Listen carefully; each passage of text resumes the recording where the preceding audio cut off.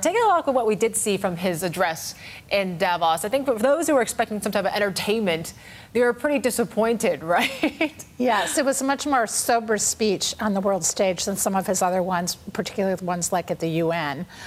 He really, perhaps because he had already sort of riled things up with the tariffs earlier in the week, came in with a much more sober tone, trying to give a really explanation, in his view, of why things were going so well in the U.S., but also trying to reach out to other countries and asking them to invest in the U.S., to come to the U.S., that this would be good for them. He also did things like had an olive branch to Theresa May, UK's Theresa May, trying to extend her,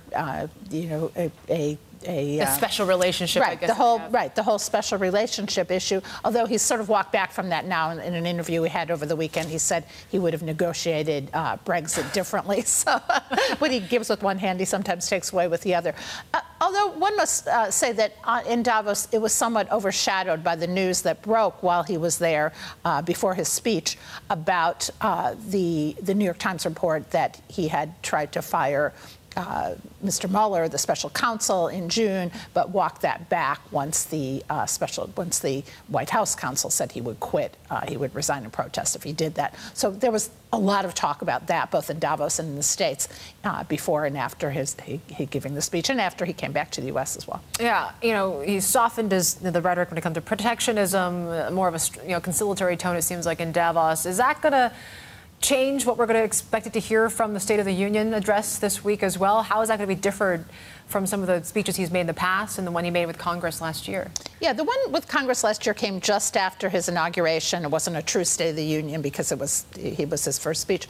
But he, in that one, he was pretty partisan. His tone was very much speaking to the base, giving them what they wanted in terms of his outlook for what he wanted to do. This speech is expected to be more bipartisan. He will take credit for the booming economy and the stock market. Will do a victory lap on the tax law that was passed, and say this gives him momentum to do some other things. He is expected to talk about infrastructure, something that we haven't heard much about in the lead-up and in the campaign, in the lead-up to the presidency. There's a lot of talk about he wanted to do a big infrastructure bill to fix America's crumbling roads and bridges. We expect to hear some on that. We will hear about immigration and his latest plan for dealing with the so-called dreamers, the undocumented undocumented workers in the U.S. brought there as children. And then also, we expect, you never know with these things, but we expect to hear more about regulations, and he taking credit for a deregulatory environment. So we expect a bipartisan tone, but again, with President Trump, there's always going to be a few zingers, and one could expect, we don't know what those will be, but we could expect there will be some as well. And Jodi, we're all, the president's watching the midterm elections, and then we have this news out on Steve Wynn and, the sexual assault, sexual harassment allegations. He's now resigned as the finance chair of the RNC. How big of a deal is this? Is this going to damage the GOP?